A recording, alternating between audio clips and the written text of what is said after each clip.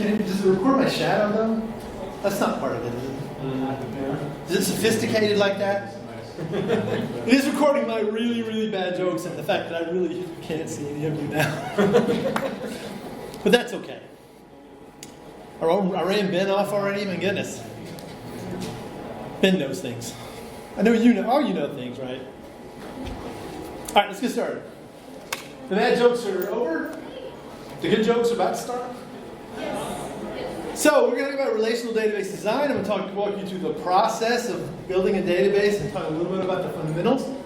I only have 45 minutes, so I should probably stop telling you that we only have 45 minutes. I've been a computer. I've been a dude in computers for a long time. Over 30 years now, so again, I'm old.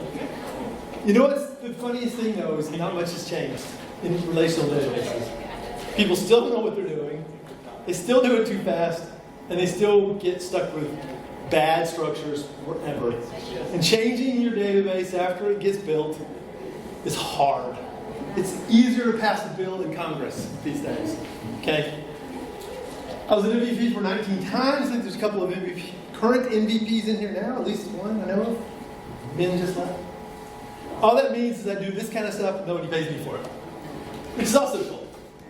I've written 6 books on database design. I did not bring any today because they weigh 600 pounds each. It is over 1,000 pages now. And I don't have any left to give away. If you want to get in touch with me and you want to say, wow, what a great session, or wow, what a stupid session, or, hello. DRSQL is my Hotmail account, it's my website.org, it's my Twitter account. And not my X account, because I don't know if that's all about. So why do we build databases? Number one thing is to record some activity. And that's kind of the main purpose, right? Something happens, we record it. Well, that sounds easy, right? Everybody can do that. We've been doing it for years. You ever go to a diner and get dinner? What do? They bring a piece of paper, they write it down, they recorded some activity that you ordered. They take it to the next person, they say, we want to have it. But now you want to do more things with it. You want to act on the activity. You want to get that burger to the person, you want to get paid. Lots of things. And what happens when somebody acts on activity? It's a new activity. And it's a vicious life cycle. Everything you do in your company, you're most likely going to want to record that it occurred. And then you want to report on it. If you don't have it, you can't report on it, it didn't happen. Immediately someone's going to go, how many burgers did we sell today? And to whom? And why did they buy it? How much did they pay? And how much did we make? How much tax did we pay? Then we want to trigger more actions to occur. Hey, this person keeps buying burgers. Let's send them a coupon. Buy more burgers. Bring in 10 of your friends and we'll give you a free burger. Because they really like it. So we want to perpetuate what's happening. Then we want to turn the trends. Why does this person keep coming in on this day? Why does everybody keep coming in on that day? Is it the sales? Does the sales work? Make the sales bigger, make the sales smaller. If your data isn't right, you make bad choices. And that's really the big thing. That determines trends. You've got to at the CEO level, the head of marketing, they're trying to make sure things happen at a certain time, a certain way. And if you've lied, if the database is bad, you lied to them. And then comes the ultimate report, the audit. The database says, hey, we made $1 million in sales yesterday. Is it good if you happen to make $10 million in sales? Sure. Is it really good when the IRS wonders why you didn't pay tax on those other $10,000? Because your database said? That's really bad. Okay. Everything you do, there's some system of record that is the thing that makes the sense. And we want to build all these things. And then finally, AI. AI cannot interpret the garbage you put in your database. All right. First things first, understand the problem. When you are making a new system, the first thing a lot of people do is say, I've done that before. We need to make a sales system. I've done that before, I'll do it. Well, that's great, except that most customers have slight differences, and some have extreme differences. So you need your requirements. And what happens is, if everybody decides on something specific, like going to Lake Erie, instead of Lake Erie, and the system blows up, and that eats your mother-in-law who's sitting there, nice. That may be a good or bad side effect, but it's a side effect that was not intended. So write the requirements down. Seriously, this is the hardest part of your life. I love to write. I've been blogging for 30 years. And it's hard to write down requirements. It's hard to write this stuff over and over. And it doesn't matter if you're doing Agile. We're doing one-day sprints, right? Morning we're making requirements. End of the day we're turning it in and releasing it. You still need to have written that down. And then make sure the people who care believe it. Anybody here actually doing something like a one-day sprint for every day have a retrospective at lunchtime, and some places release all the time. Hundreds of times a day they release. I don't know how they do it. It's insane. Like Amazon and places like that. They're just releasing. But you need those requirements because you're going to want to, when you build your design, it needs to match that. When you code it, it needs to match that. When you test it, you need to test everything. Tests will come up a few times. And you get sign off, and I don't mean like you have the Declaration of Independence. Everybody's sitting around with the document passed around and they're signing. Just everybody has, here's the requirements, everybody agree. If you don't answer it, you agree. Because what happens if you don't write it down? Well, you get to the end of the project and you say, you asked us to make the database blue. But now you want it red. And they go, but I want it red. Who's lying? Does it matter who's lying? It doesn't matter who's lying. What matters is whatever is written down is what it is. And whatever the customer's saying is not written down is the truth, even if it's a complete lie. Because it's indefensible. And you don't want to tell your customer they're a liar. I mean, you want to, but you really shouldn't. Right. In your requirements, don't start designing modifications to your tables, your servers. I need to build a database that has 3 tables to hold my customers. Why do people do that? I don't know why they care. Everybody's seen that, right? They start putting in physical build requirements. I want to use Windows, I want to use this, I want to use this, I want to use Docker, because they read it in a magazine. Magazines are great, blogs are awesome. They also screw you up. Our design goal, our target goal here, is a database that works well, meets the requirements, and doesn't lie to you more than you expect it to. I have a database of how much I weigh. We probably all do. Anybody who's my size probably definitely does. And at the end of the day, or the morning, I weigh. That's my weight. But it's a lie now. I've eaten. Right? I've drank stuff. If that matters, then you need to store it that way.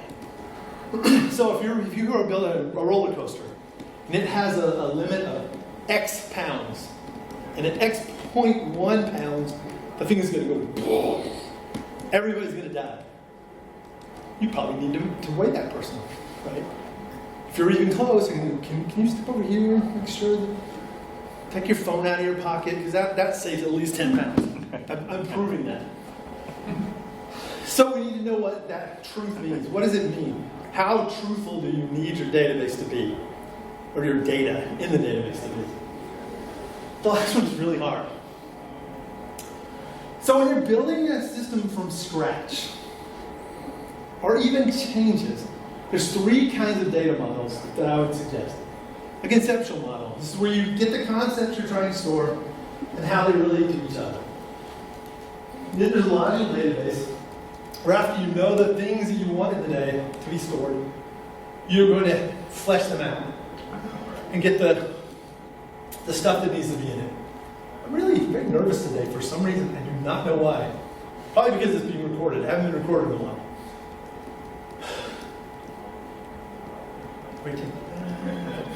And we'll talk about that. We're going to go through an example of one of these in a minute. We have a physical model. So once we know what we need in the database, we build the code to create the things we need. And it constrain the data the way we want to constrain it. And then we have a maintenance and tuning phase. And this is things that DBA can add to the model, like an index or partitioning, that don't change the meaning whatsoever. Just changes how it performs. And most of my discussion is going to be on SQL Server. I've also learned a lot about Postgres and Oracle and MySQL of late. They all work kind of the same, but very different. Writing a SQL statement is very similar in all of them. Do something a little more, a little deeper, like a little stored procedure. No, Postgres is completely insane when you try to write a batch. If you've written in T-SQL for your life, I don't know, you have to do some of these do loop thing to do. Just, everybody here SQL Server? Anybody not SQL Server? Anybody here just a human? I don't know, fine. So code is largely based on what the user wants. We want that code level to be exactly what the customer is looking for. And then making it distributed as part of the platform. Azure, on-prem, all those things change how things work. And we call these data models. So we want to capture the semantic details. And this structures, predicates, what can go in this data? I've got a salary column. Can I put negative values in there? No. I can put a 0 column in there if something happens and they need it. But I cannot go down to negative. Nobody's paying to go to their job. Not happening. Maybe a few people. There's probably a few jobs out there we would pay to do, but not that many. Like speaker. You're documenting it. Doesn't have to be implementable. Certainly not in the database. Because there's certain things that have to be true that just have to be true. We'll get to an example of that later. And there's always this graphical representation, and that's really all I'm going to show you today. But a true data model has nothing to do with a picture. It's a bunch of statements. This column has this data type, this nullability, this constraint. This table does this. This table is related to this table. All that stuff's in a big model, big math problem, and then there's a graphic. So we start by understanding the requirements when we're building a conceptual model. We take the tables, we find the nouns in our documentation, we find the relationship between them. They can be sentences, phrases, verbs. Bob buys tool. And then we have a table for tools. We have a customer. We have a relationship, buys. The buys may turn into a table, it may not. That gets fleshed out over time. And then we test. So you had all those requirements, you put those tables on the model for some reason, you test them. We'll talk about that in a second. So my example model, I walked through, boy, this is a short period of time. So it was a small modeling project, and I built a messaging system for conference attendees. They can send a message to everyone or one person. Messages can have multiple topics chosen or a fixed set of topics, or a custom topic if you wish. No duplicate messages in the same hour. Attendees can be connected to other attendees. The messages must not include bad language or hate speech. You can model that when you're probably going to be rich, because it's really hard to tell some things. And we all know if you put the right emojis in the right places, they have different meanings that people figure out eventually. All right, so we go through this line by line. We have attendees who are going to be using this messaging system, called a messaging user. You need to make sure you document that in the connection. You may want to call that attendee messaging user. Naming is important. In fact, naming is one of the biggest things I don't talk about much today, but naming is important. Anything you name it, find a pattern that works. You can message to everyone or one person. So you can send a message, or it can be sent to another. This is IDEF1X modeling. This is the child. This means it's an attribute as rather than a primary key or a part of the key. So you can send or is sent. And it's always going to be sent. You're always going to send a message. You can target a certain person. This is going to be multiple topics. So we add a topic table. We have dot. This is a many table. So many topics can be for a message. And then duplicate messages in the same hour. That'll be a business rule we implement. Attendees can be connected to other attendees. So we're going to add another mini user connection. And then we go back to the hate speech.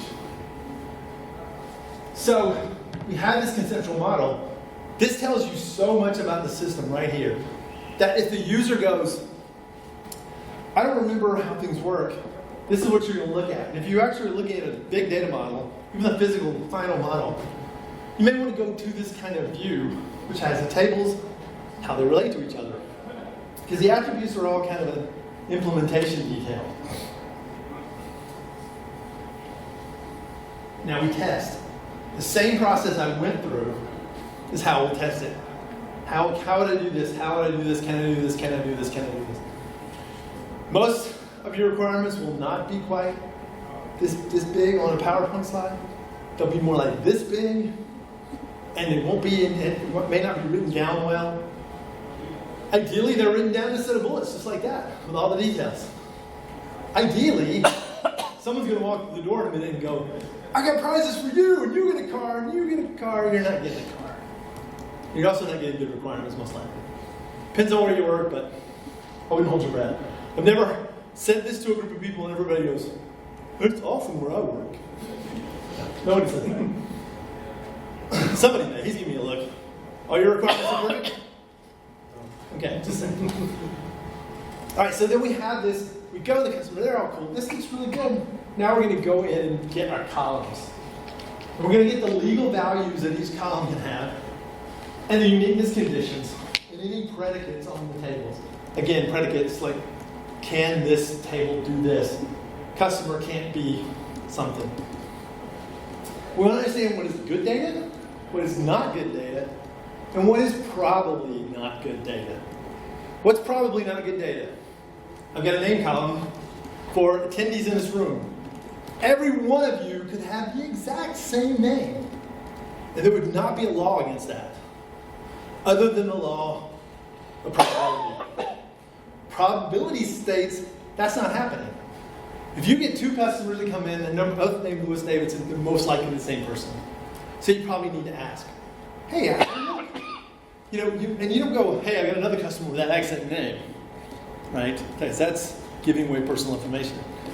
I hate the way Disney does their passwords, because you put in your email address and it goes, hey, you've got an account. Don't do that. You don't want to tell people any data when you're validating data. Just ask them for more information. Oh, can I have your address? Oh, address is the same. At a certain point, you have enough data that either they're spoofing someone or they're actually the same customer. And it may not matter to you. Depends on whether you want them to come back and order things, right? That's why they ask for our email addresses and our names, and not just one bit of information. And it doesn't matter if you can do this in SQL. Things like that kind of uniqueness. You can't stop people from having the exact same name, exact same everything. People do that.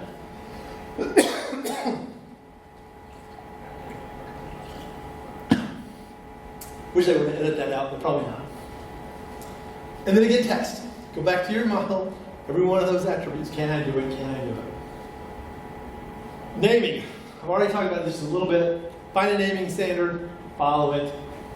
Don't put a bunch of abbreviations in your names. Don't use language as a guide. That whole I before E except after C unless sounding is A is neighbor and way. What?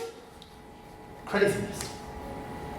Don't put data in your table. Don't have a July 2025, August 2025. Maybe in reporting, there's uses for that.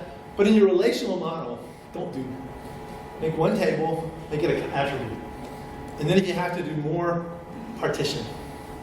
And in Postgres, you can actually partition like that. Put a bunch of tables in there, just add it to the... It's kind of like the views. I don't remember the exact name for it, but the views you have in SQL Server, where you keep adding them up. Partition views? No? I don't remember. Anyway. You know how you would build a view and say, select from union. Yeah. So when you build a physical model, you're going to need to know what these things mean. You may not be able to build names in your actual code. SQL Server is 128 characters, including emojis. If you're really, it's 128 bytes.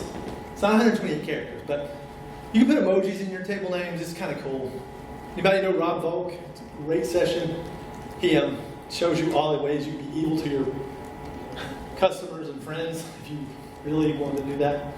You can put all sorts of things in names and drive people crazy. So anyhow, consistency.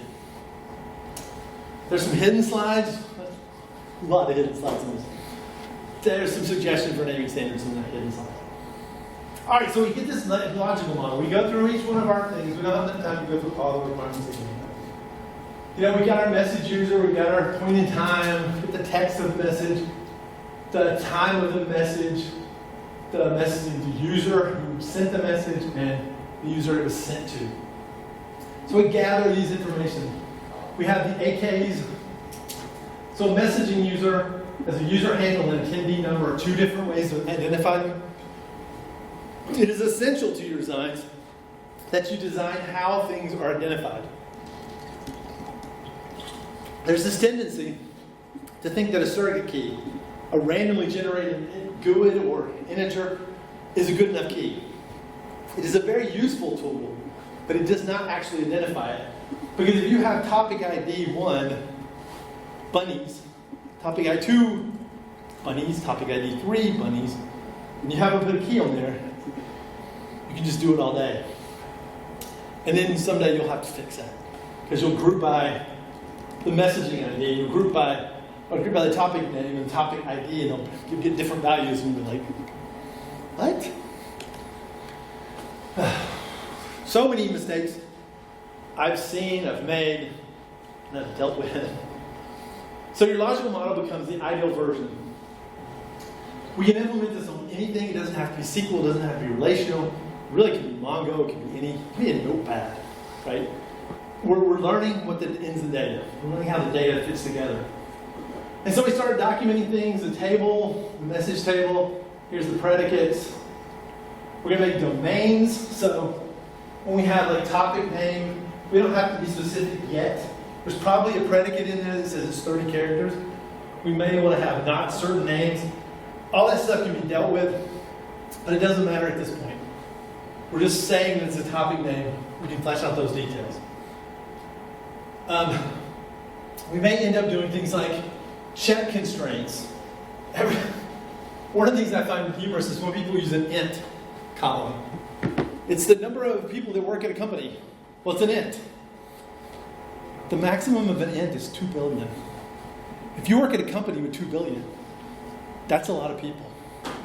I don't know what country you live in, but we don't have companies like that. I don't think there's even that many government workers, right? Because they're the largest employer. So there's numbers that you want to say, hey, don't think about, don't do that. Get it right. Don't let them put in too large of a number. All right. Makes sense, right?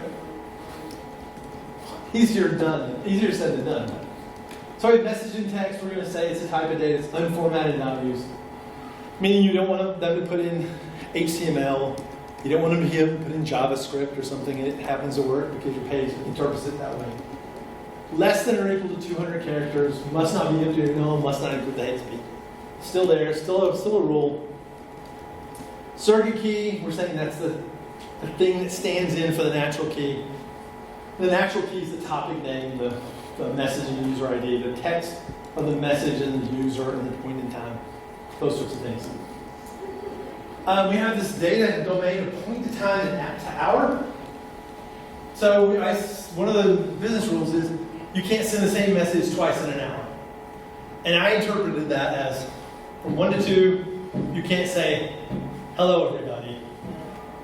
At 12:55 and 1:05, sure, why not? And if that's not the way it was supposed to be, you may have to build that a different way. But the more you can put into the database and it just stops things from happening, the more you don't have to worry about it. Because the database will stop things really easily. And when the customer does and bumps up against the check constraints or the triggers or the however you build it, they can then build into their code not to do that and not give you the random SQL error, which do really suck. I'm not going to suggest just give your users SQL Server errors, which we used to do. I mean, that was an absolute thing that 20 years ago you would see in an application. violation of AK 702. Did I do that? What is 702? I should go look that up. And you can't because it's something that's built in.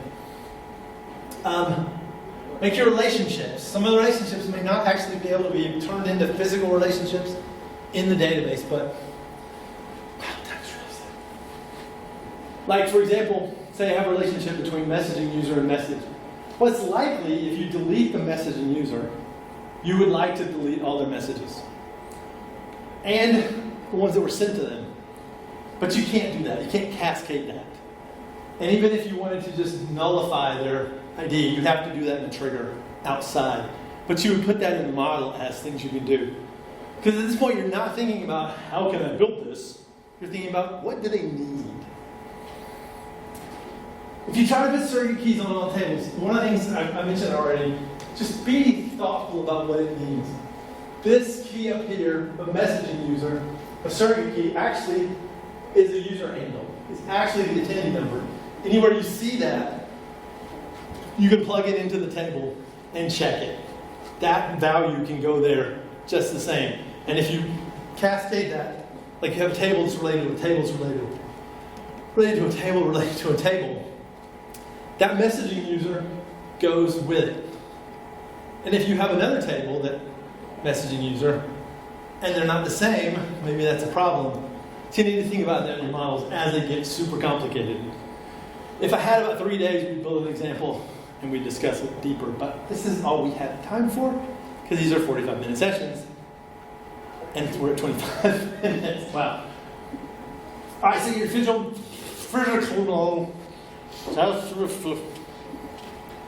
There's water in this jug, I promise.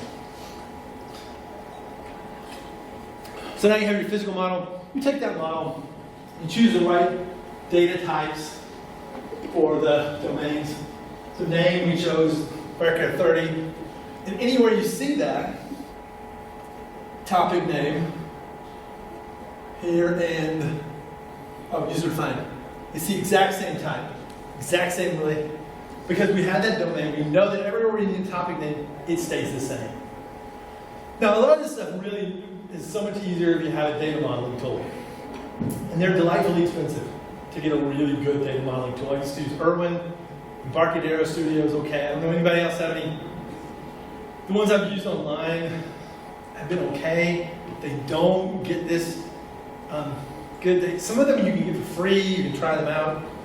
So check it out. I think it was, I'm not going to give you the names for that when we bring in the names specifically. But data modeling tools will help you out doing this sort of thing. Tongue twistering myself. All right, so we get to the physical model, and we tested that code, we know the logical models we want. Now we want to do some things to enhance the model, like schemas. So I have a set of tables here, attendees, messaging user, attendee type. This is my attendee part of the system, and these are my messages part of the system. What's cool about it is it documents it. You don't use prefixes in the name. But even in Postgres and SQL Server, you can grant access to the attendees and write access to attendees, but not to the messages. And you can tailor things a little bit easier than having to do table by table by table by table. The way both of those systems implement security, it's interesting and not the exact same. And that's one cross-platform thing I will mention. Don't believe every RDBMS works the same way, even if it looks like it works the same way. Test it. So we got the schemas. We may have tables. Like attendee type was not a table before. We may have decided, hey, we want descriptions of that. You may want to have a color put on the screen. We may have all these details. You may even have attendee type color per person. So Joe wants to see it in blue, and Mary wants to see it in green. You may have those kind of things. All that stuff gets built, and it gets bigger and bigger and more complicated. And it's not then put into some file that you have to also juggle and manage. You can do a lot in the relational model to keep your life simple. We've chosen all our data types, we'll talk about that. We may have added some columns. Like, before we got to here, we didn't add anything to the user requirements. We didn't say, oh, well, you wanted to have a this, and you needed to do this. I know what's right, and you don't know what's right. But some things you may need for your system, like if you're doing ETL, you need to know the last time it was updated. Because you're going to do incremental loads every once in a while to send to your landing zone in your data warehouse, so you can then do different types of dimensions in your dimensional models. Are we finished yet? Well, it's only 3:15, so no, we're not finished yet. Well, we're not the presentation. Everybody remember that from Friends? Some people do. If you're listening on the recording, tough. So we want to make sure we got this right. And there's this thing called normal forms. And they make you go through each table, each attribute, and kind of think about what's going on. But luckily, in SSMS 21, they've added a new message. And you go, you put your tables in there, and you push the button, Control Y, Control R, don't write this down. And it'll tell you that your database sucks. Wow, what were you thinking? There is no custo. Why the heck do you have an A12 column? Yeah, that doesn't exist. And it never will exist for one reason. It doesn't know your data model. It doesn't know your requirements. Now, there may come a day, so maybe this it's obsolete, I suppose, where you give it all your requirements and it gives you a data model. And I've done that some. Worked on a book not that long ago there, where the person was working on that. It doesn't do a great job yet, but it's getting there. And it can't do any worse than some people do. Same. It's a lot of work. It'll be a great first step anyways. But you'll want to do the next steps anyways, called normalization. And it's this process, the shape and strain, when we get the relational database right. And it's specified as these forms. You can be in first form, so you can be in second, and second you go to third and fourth. But that's not really how we do it. What we really do is we look at every table and we think, is this right? Does this meet the things that it needs to? And if there's something in first normal form, we don't stop there and go, we can't do that. Forget about the rest. Right? No big deal. It's important to understand, even if you're not using a relational engine, if you're building an Excel spreadsheet, you still want to know the structure of your data and how things relate to each other. And this is the one that people will not tell you too much, is that it's utter nonsense if you do not know the requirements. Because it's not about some academic answer. It's about making sure your output matches what the customer wants.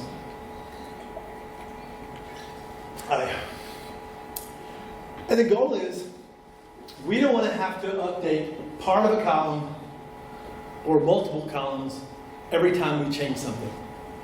Anyone ever moved and tried to change your address? Has that ever worked well? It's taken me years sometimes to get things changed. Why the government doesn't just give us a GUID for an address, and if we want to change our address, we get a new GUID. Then nobody can mail to us then. Otherwise, when we move, we just change the address, right? That's kind of the idea here. So we want to make sure that one piece of data is changed, no other piece of data needs changed. I change someone's name, it changes everywhere. So we want to make every column table atomic. Atomic means it has the most base meaning it can in context. This is an iPhone. It's pretty. I like it. It does things. It is not, if I broke this into half, it would no longer be an iPhone for me. It'd be parts of an iPhone. Somebody else cares about the parts of the iPhone. I just care that it does what it's supposed to do. That's the idea.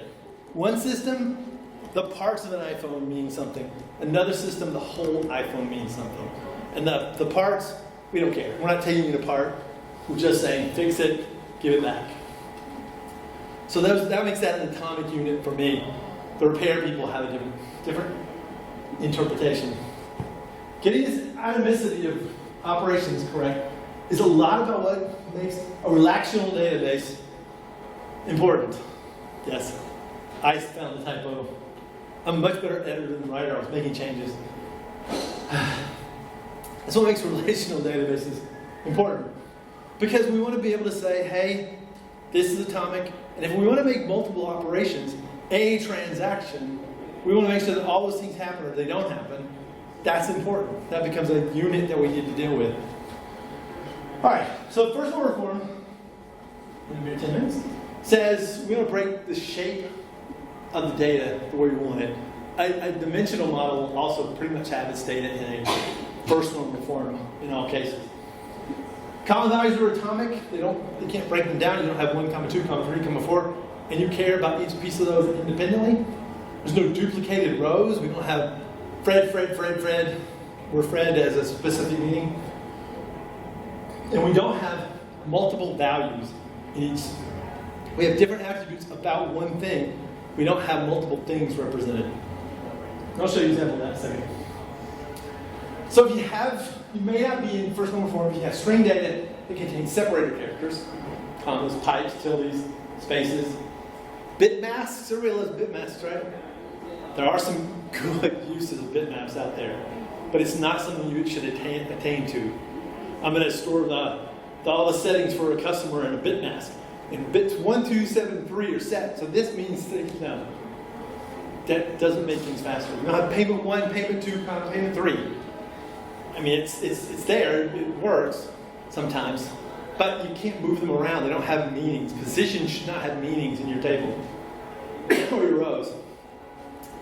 We should not have just a primary key on an ID, an identity value. We should add something. We should have something that tells things apart. For example, we have a table of school mascots. You may know where I went to college for a little while. I also should have put mocks in there too. I don't know what a mock is anymore, but we need to tell those apart because we don't know the difference between those. And then we may go, oh, hey, let's keep adding bits of data. Color, those aren't unique enough. The school, I actually only found one actual school that used Smokey as a mascot, but so now we can tell them apart. Because we know that mascot Smokey 1 is the UT mascot. We're going to add a constraint, which are also little tildes, for my super high res demonstration here. And again, we don't let people do that. If you have a problem and you think the database back here was good enough, you should test it by putting in 1,000 of those and see how the testers. Tell them, make sure that Smokey gets to the game on time. And then they're going to come back and go, which one? You go, oh, okay. So why not just school? Well, I call it the requirements. Because it says school mascots. Can a school have one mascot? School's primary mascot? Then it may just be school. And then you have the mascot name. So it's all the semantics, it's all in what they're asking for, what you can do. Store information about books. I'm going to do this one really quick, but I like it because it's fun. So I have this table of books. And there's something fundamentally wrong with this, and that is lots of books have more than one author. And customers are great. And I don't care what stupid feeling thing they do to your data. They're trying to get their job done. If you haven't given them a path to do it correctly, it's your fault that they do the things I'm going to show you. First off, they might just add another row, take the defined key, and add something to it. These are not fake, by the way. People have done this. If your column can have multiple values, they will put multiple values in there. Now that's probably an identity column, possibly a relationship. Maybe that doesn't happen. But if it does, they're going to spell it wrong. And if that's not bad enough, this I know they can do. They'll find some unused column and stuff them in there. And then when you're writing reporting, what are you going to have to do? Anybody done ETL? That T part, even if it's ELT, ETL, whatever, that's your life. And if you design the first part of this that led to this, they're going to put you in the ETL team. And they're going to make you do that. Programmers will do something even more cool. They'll just put author 1, author 2, author 3. I worked on a book with 50 authors. That did not go over well. That only a few people got to be in the cover information. The beauty part of a properly designed table is I can add a row that adds meaning. And I can expand on that. I can then add, what did this author do as part of this book? Okay? I had this situation, and when you have to add information, I had to add status, and you can see it on the tape, you don't have to hear. You can hear the disgust in my voice. I'm going to skip past this one. I was afraid of this. Basically, the point here is break up columns to the most likely search paths. Most likely search paths are most likely the things that customers want to see. Okay? All this is in the slides. Slides are downloadable on my site, which will be at the end. For second, third, and voice cognitive form, it all boils down to we want to know that the keys in the table are defined, and every one of the non-key attributes are about the thing that key represents. So if you have a table like this, and you know X, you know the primary key is X, you can always tell what Y and Z is. R is R. I don't have time to fight on that one. You can always tell what those values are. Yeah, R. But what about this? What if I know Y? Should I be able to guess Z? No. If that's and it's not always a problem, because sometimes it's just coincidence. The 2 and 3 like the same thing. Turns out everybody in the database who likes Y to be 2 also likes Z to be 4. They may not be related. Then that becomes a trend, a bit of information later. So it's either information or bad data. So you're going to look for columns with the same prefix. You know, if you have payment company, payment address, payment company address, payment company this, payment company that. Multiple tables have the exact same complex column, message sent, message text, message this. Repeating groups of data. That was the 2-4, 2-4, 2-4. Triggers that have modification statements. You can make an update to one column, it starts updating other columns. Not a good thing. So as an example, we have the driver and the car style. You look at your key, each one of the non-key attributes relate to that. So we ask, does height relate to the car style that the driver wants to drive? Maybe if this is the car's universe, yes. But in reality, no. The height is the driver, the eye color is the driver. The max weight, well, that could be either one. That's why naming is really important. So you ask, that's part of it, that's the customer. You know, max weight of 2,300, I hope that's ounces, I suppose. So we end up breaking these things up into multiple tables. Right? Simple enough. I got 3 minutes for fourth normal form. Let's do this. Now, I will give you a quick overview of what that means, but don't think that third normal form is the end. I know people have heard that. Voice cognitive normal form is a little bit more involved version of that. It's not, because there's one situation you have to deal with. When you have a key at a table that has multiple parts, more than 2 parts, you need to ask yourself, do they all depend on each other? So in fourth normal form, we're going to ask questions like, trainer class book. Do these all relate to one another? Are they all necessary? So the class determines a trainer, right? It's a qualification. Class determines book. But trainer doesn't determine book, because only one book can be used for the. So look at the business rules. Make sure that these really long keys you have with lots of parts in them, every attribute relates to all of them.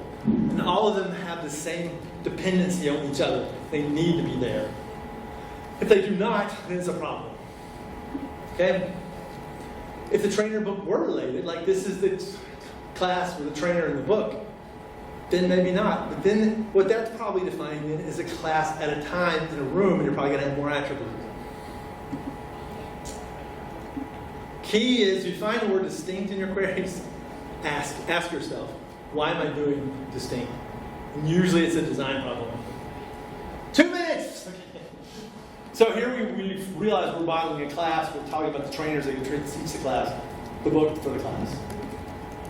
I'm almost done even. Can you over-normalize? No.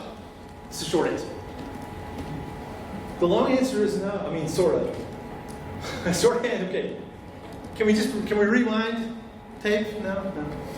So can you over normalize? The short answer is sort of. The long answer is no, because what you're doing is you're over engineering. You're not thinking about what the user needs. If you were modeling this room and they asked you for head count, and you model the table and the chair and the people sitting in the chair, what chair they're sitting in, and all they want to know is how many people are in the room for this class, you've over-normalized. You've modeled something good, maybe, but you've not modeled what the customer wants. Okay? Getting it right and getting it set up means you get quality data. It almost always pays off.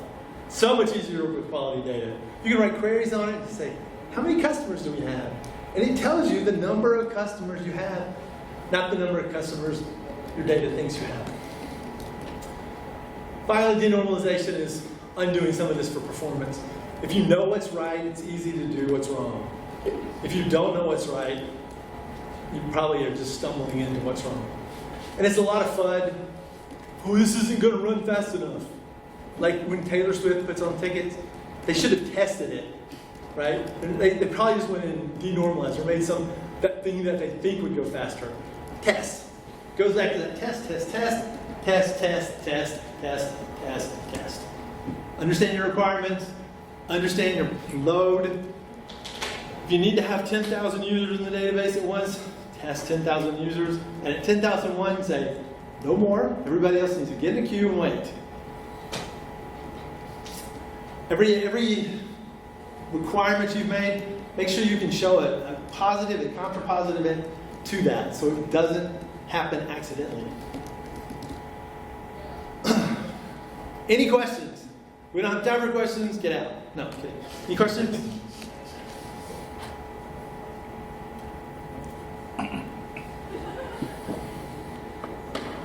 Hearing no questions, you will note this presentation is on my website, drsql.org/presentations. It'll give you the link to a GitHub that has all the presentations I've ever done.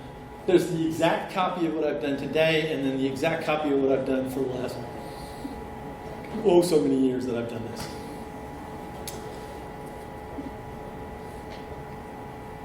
I'm not hearing any questions.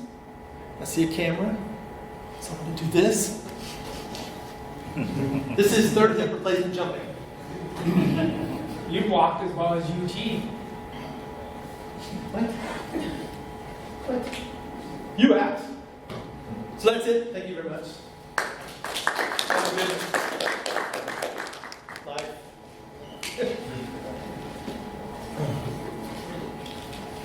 Come on, I made a sports reference.